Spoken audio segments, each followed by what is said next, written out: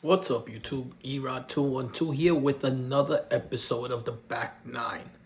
If you have not checked out the Back Nine or any of my previous videos, I'm going to put a link in the description so you can check them out. Also, make sure that you go over and you check out CBSI's website, because besides the Back Nine, those guys are putting out some amazing content. Shout out to my man Ben C and my boy Phil from Vintage Comics and Toys.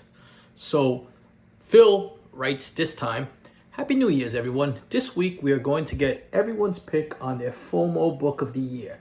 I asked the panel, what is the can't miss book or book where people will have the fear of missing out in 2022? We have some cool and different perspectives from the panel. This list of recommendations is very diverse. We are also allowing books that have yet to be released as long as the FOC has already occurred.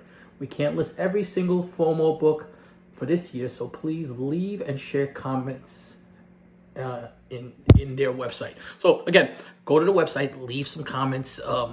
Also, leave some comments in mine. I always answer back the comments. Let's hear what you guys are, the book that you're fear of missing out for the year. But you know what? Let's start. We'll see what the panel has picked. So Jack Kornblatt is going to go with Young Avengers #1, the director's cut.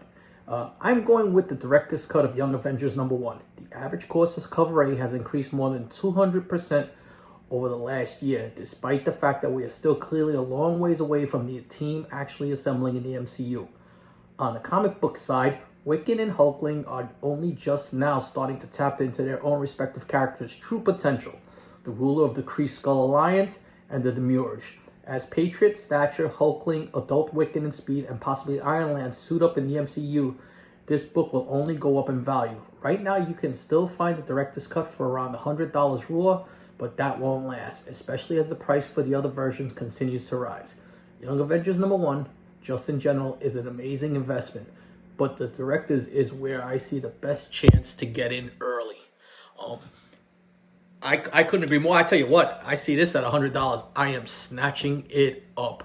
Only thing with this book is, and pay attention when you're checking out the book, it's a thicker cardstock on this book. So it's not as easy to press out. All right, and it would only take a certain amount of pressing. Not like the regular edition one, which is just regular paper. This is a thicker cardstock, so just something to be on the lookout for. Make sure you inspect that book really well. Walker is going to go with Marvel Tales #1, First Peter Porker. Marvel Tales #1 is selling higher again. The window is closing on a lot of Spider-Verse books. There's a lot of kids right now that want his first appearance, and he's also grown on adult collectors. And you know what? I couldn't agree more on two things he says here. Spider-Verse characters, you're seeing what's happening with Spidey 2099 now, and Spider-Man India and Spider-Punk. Those books have just really gotten hot. Spider-Man War really grew a lot, in value over time. But I remember this book coming out, and it was not a book I really cared for. It was cartoony and kiddie. But once you see the movie, how could you not like this character? He actually brought some really good comic relief to the movie, and he was a good integral part of that whole. Speaking about Spider-Punk, my man Mighty Mel V goes with Amazing Spider-Man #10, the 1 in 10 variant, the first Spider-Punk. The 1 in 10 variant is important because it has Miles on the cover and has been very affordable. The 1 in 25 Delato is a good one too. However, price-wise, it is out of reach for most. Definitely grab the 1 in 10 if you see them. And that's a book I've been grabbing because they did those Spider-Verse covers throughout and they did different characters. So different titles had different characters, but definitely one to grab. But I love that Delato. If you have not seen that Delato, feast your eyes on that book. All right, so the next pick is by Terry Harkness, and he's going to go with Invincible Iron Man #9, the first full Riri Williams. A lot of people are pegging on Riri becoming an Impact MCU character. She's taking on the mantle of Iron Man and making multiple appearances in the MCU to start. The actress has already filmed for Black Panther 2, and she will be in Ironheart and Armor Wars. A good solid pick. This book here has gotten super hot. I believe 9/8 are around the $800 range right now. The last time I checked, it was as high as up to $1,000, and forget about that variant, that thing is through the stratosphere. Just a beautiful book to get. Probably the second hottest modern variant right now, besides the Ultimate Fallout 4, in my opinion. Jason Shaw goes with Strange Tales number 126. And this has two first appearances. It's the first appearance of Dormammu and the first appearance of Clea. Jason writes, I thought about Avengers number 8, but I think Strange Tales 126 has more room to grow as compared to what it's worth right now. Not only is Clea Sorcerer Supreme now, but she is likely to show up in the next Doctor Strange movie. Dormammu also makes sense to show up in the next movie, as he was a mentor to an evil Doctor Strange in a What If comic that is also hot. You know what? I'm not familiar with that What If comic, so I'm going to have to look that up. If anybody knows what it is, leave the issue number in the comments. But I did see that Clea had become the Sorcerer Supreme. Besides that, she's the love interest of Doctor Strange throughout all of the early books, so it only makes sense to bring her into the story arc. Dormammu's a good bad guy that you know, we see it again? Yeah, we could probably see Dormammu. I can see that, even if it's not a full appearance, just a cameo or something, you know, something interesting to watch for. But this book right here is so undervalued, and the thing with it is it goes under the radar sometimes because neither one of the characters are on the cover. So books like that sometimes sneak on people, and if that person didn't do their homework, you might get this for a deal. Adam Lebednik goes with X Factor number 24, first appearance and origin of Archangel. No one cares about the crappy movies, and most have forgotten them on purpose. But I think the keys like this one and X Factor 6 have a chance long term, as other books get too expensive. Might be a good grab if you are patient for a deal. 9.6 for $100 seems too good for a craziness that is the current market.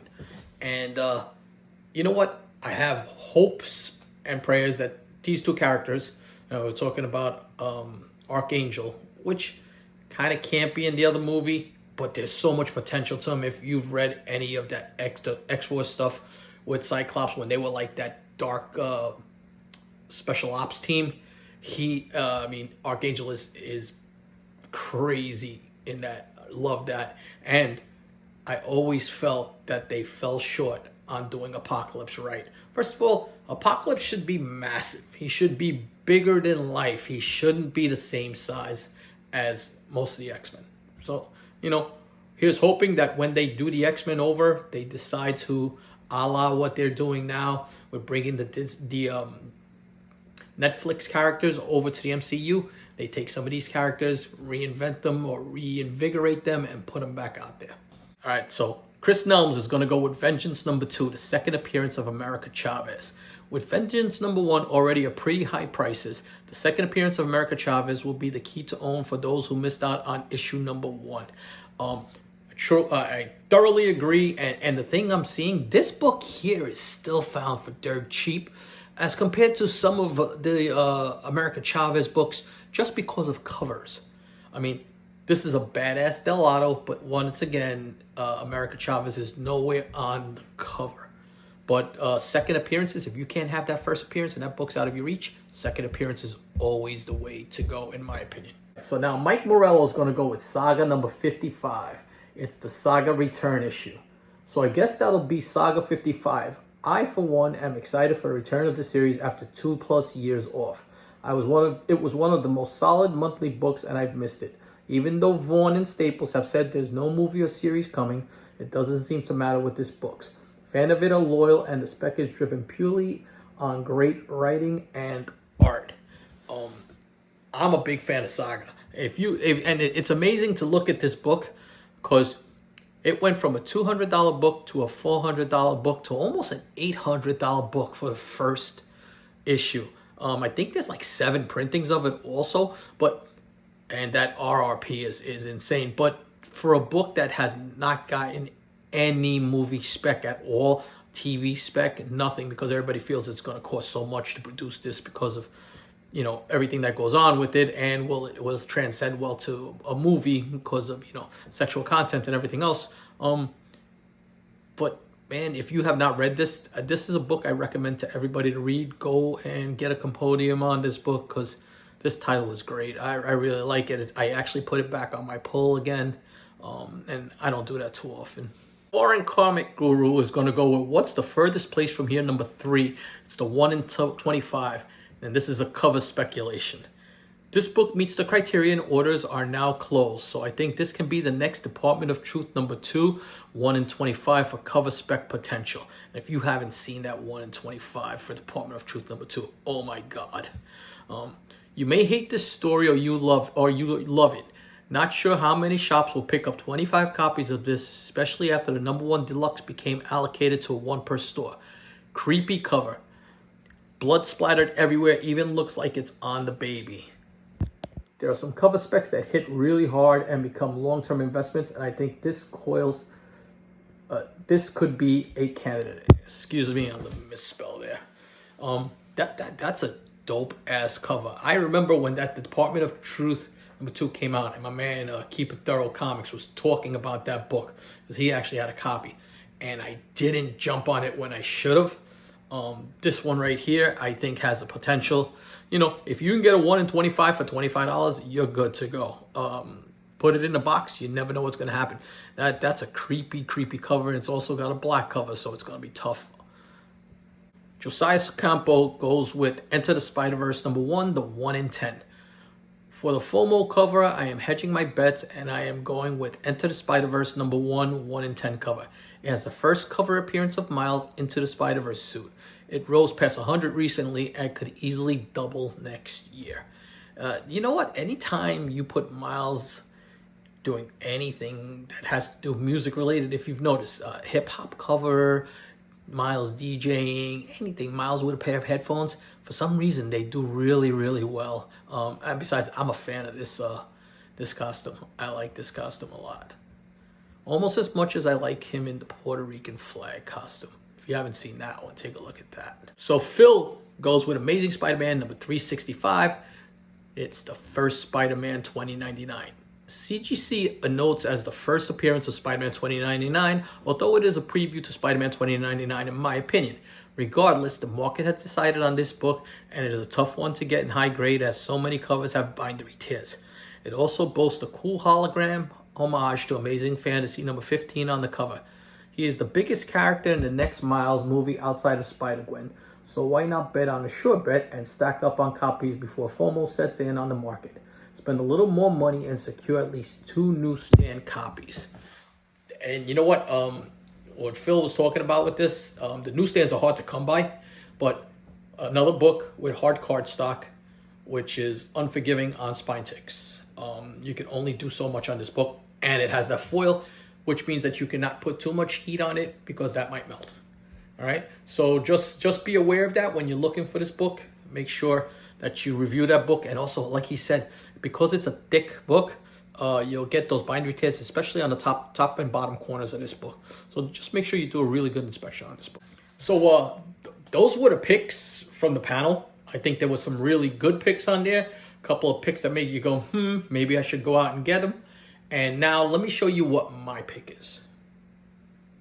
So for my pick, I'm going to go with Marvel Point 1, number 1, the Bradshaw variant from 2011. And this is the first Sam Alexander as Nova.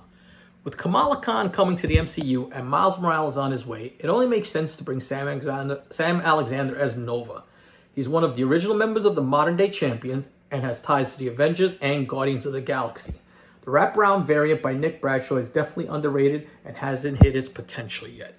And if you ever see this cover, it's just a gorgeous cover. Again, a thicker book.